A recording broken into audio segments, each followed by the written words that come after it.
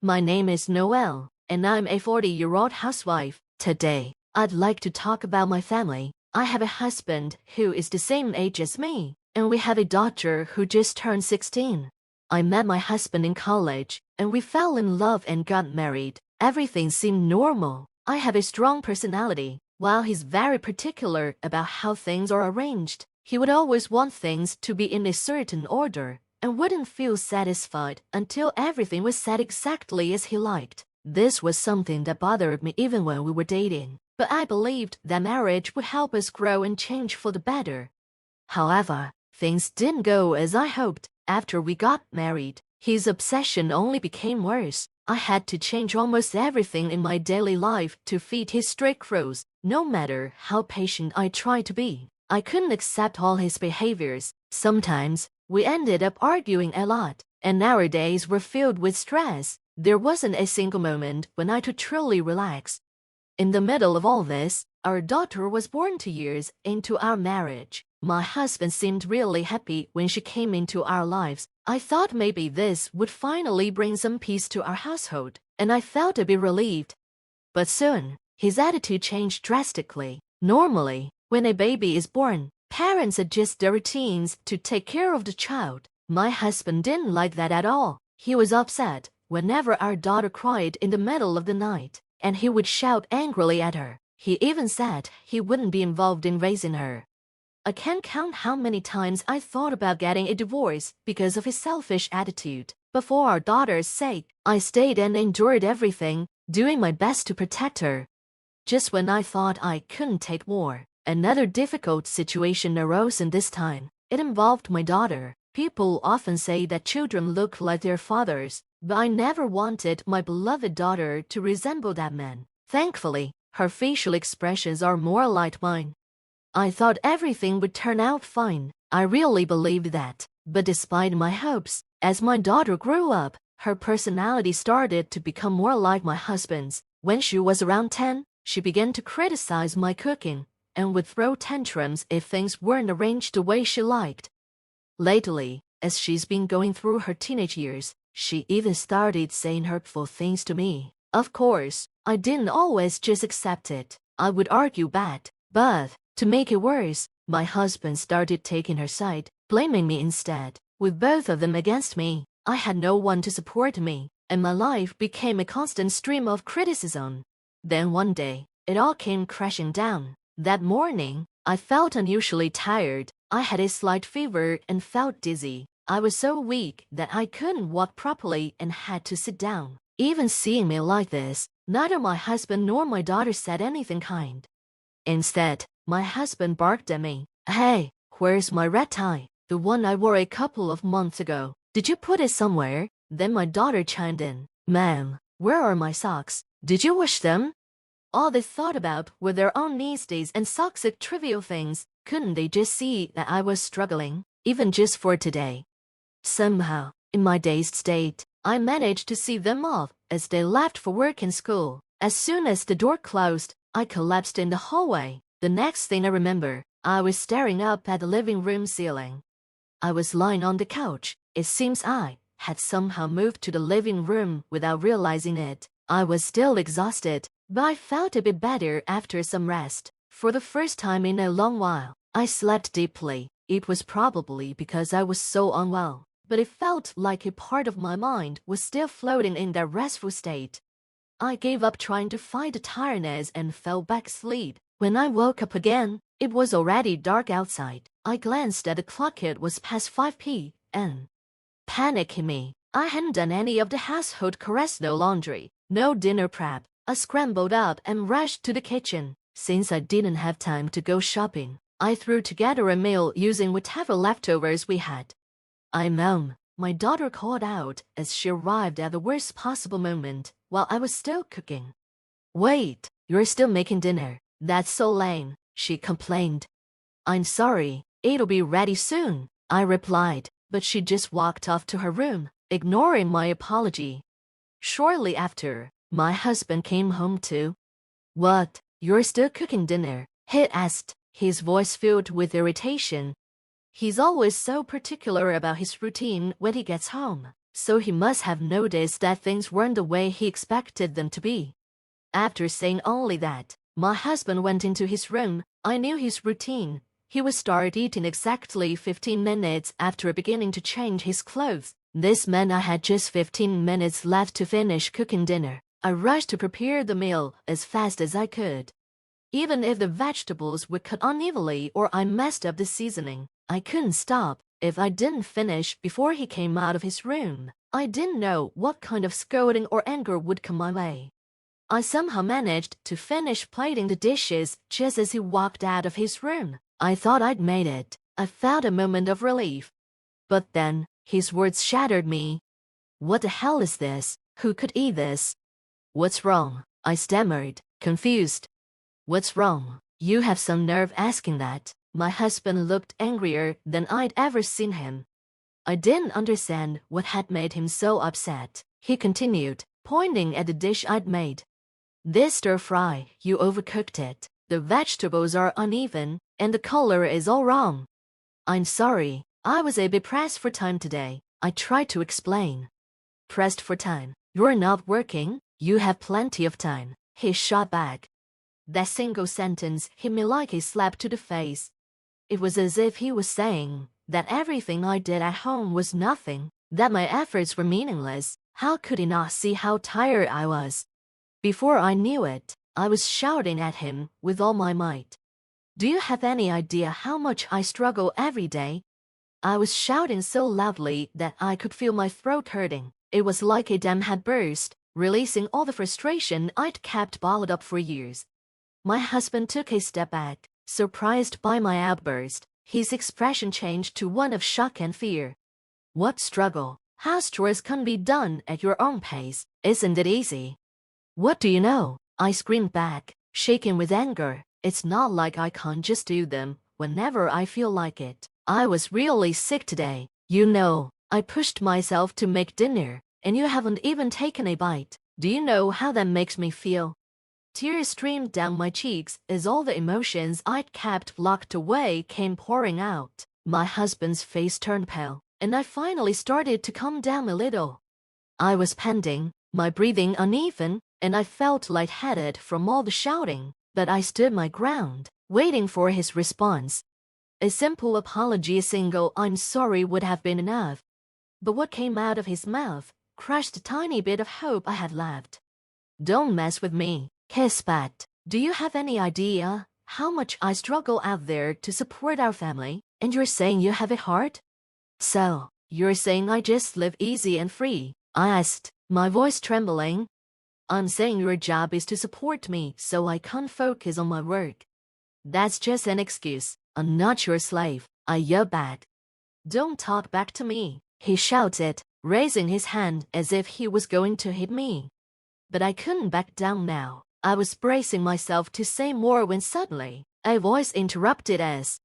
"What on earth are you two doing?" Our daughter burst out of her room. "Your voices can't be heard from outside. Stop it. It's embarrassing." "Don't stop me. It's her talking nonsense that's the problem," my husband barked. "No, it's you being selfish," she shot back, looking at him sharply. "Just be quiet," he snapped, glaring at her. The confrontation came to an abrupt halt. My husband and I stood there, panting, as if caught in the act. After a moment, I tried to explain what had happened, hoping our daughter would understand my side. But after listening to both of us, she turned to me and said, "Honestly, ma'am, you're the one who's wrong." Her words were like a punch to my gut. "Why?" I asked, stunned. "Because housework is your job, isn't it? Dad can't afford to take time off work, even when he's not feeling well," she said matter-of-factly. I felt my world crumble. All this time, I've been trying to protect her, to shield her from this toxic household. Yet here she was, echoing her father's words, thinking that my role as a mother and wife meant my suffering didn't count. Tears filled my eyes again, but this time, they weren't from anger, they were from heartbreak. "That's right, you're just too soft on yourself." My husband's words, spoken right after my daughter's, made me feel even more upset. "Mom is always late with her chores, even today. You haven't done the laundry yet," my daughter added. "Exactly. and you're not efficient at all. You can't even fold the laundry properly." My husband agreed. Their words broke my heart. "So you're both saying I'm not trying hard enough?" I asked. "Maybe you're not," my daughter replied. "I bet I could do it better and faster." "Yeah, you're too relaxed about everything," my husband chimed in. "We could probably manage without you, ma'am," my daughter said with a shrug. Her words hurt me more than anything else. Did they really see me as someone who didn't matter? I thought we were a family, but could they really act like I wasn't needed? Faced with this painful truth, I felt myself running out of the house. Before I knew it, I found myself in a pitch-dark park with no streetlights around. My feet ached. Sitting down on a park bench, I realized that I had run out without even putting on my shoes. My tears had long dried up, and my mind felt completely empty. How long had I been sitting here? Even when I tried not to think about it, their harsh words kept echoing in my head. My heart wouldn't stop hurting. Remembering what my husband and daughter had said, I felt bitterness rising inside me. I'll never forgive them. The family I loved had crushed my feelings. They needed to face the consequences. A quiet determination started to build inside me. The next morning, I finished all the cleaning and laundry perfectly. For breakfast, I prepared a meal that looked like something from a high-end restaurant. When I finished, my husband and daughter came into the living room at the same time. They sat down without looking at me. "Come on, let's have breakfast," I said calmly. Hearing my words, they both stiffened. "Ma'am, what's going on? Today's breakfast is really fancy," my daughter asked, glancing around uncertainly. "Well, isn't it your 16th birthday today? Did you forget?" Yeah, I did forget," she stammered.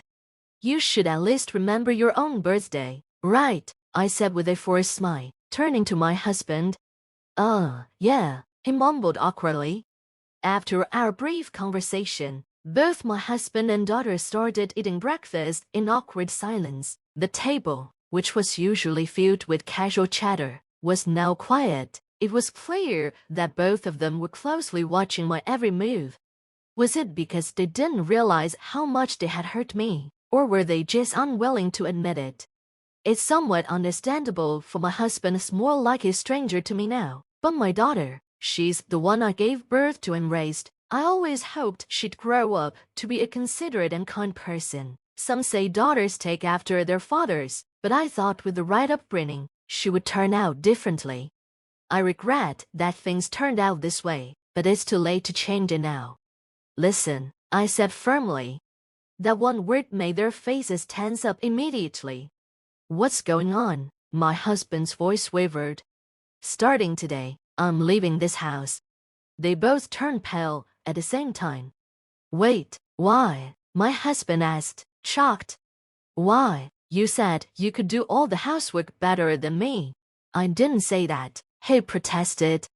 "Yes, you did. I'm sure of it." I turned to my daughter. "You said it too. You told me I wasn't doing a good job."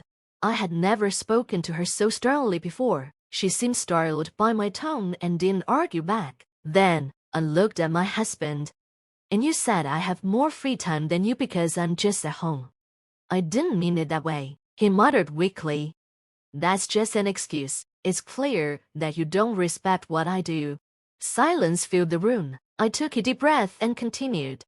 "Don't get me wrong. I'm moving out today, but it doesn't mean I'll never come back."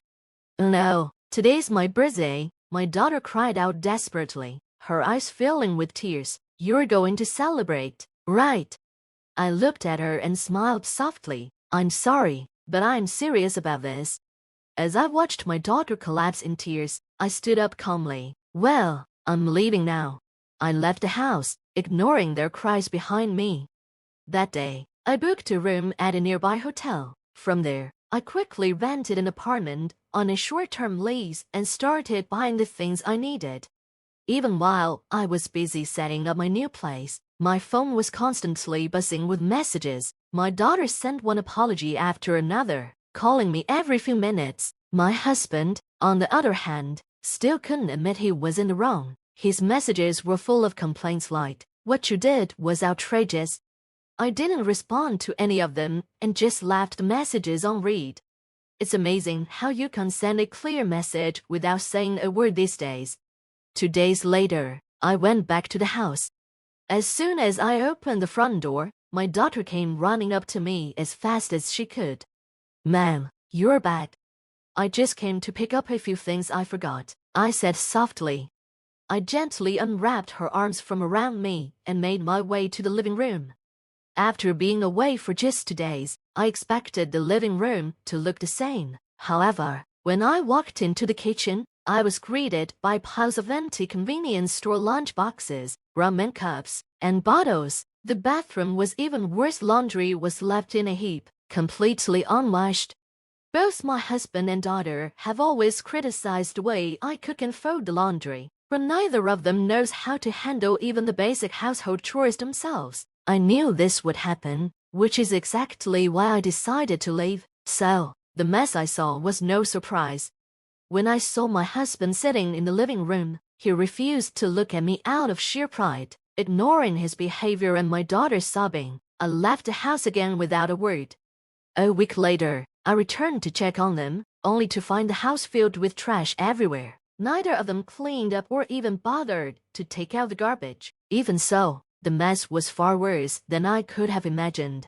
My daughter's face peered through the mountains of garbage was dirty, her hair tangled, and her whole appearance was a mess. She should be able to bathe and take care of herself, but it was clear she had completely given up.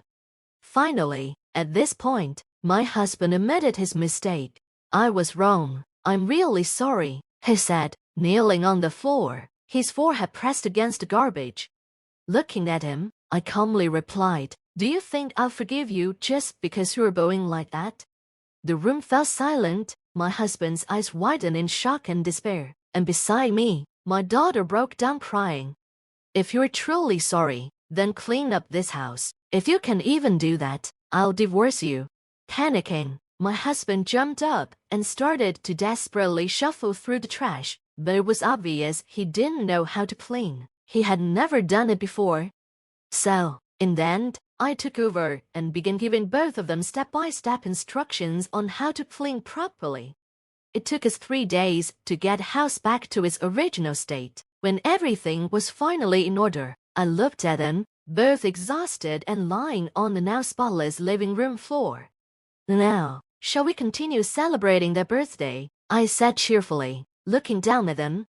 From that moment on, my husband took over all the housework. Even my daughter, who used to always take her father's side, began supporting me instead.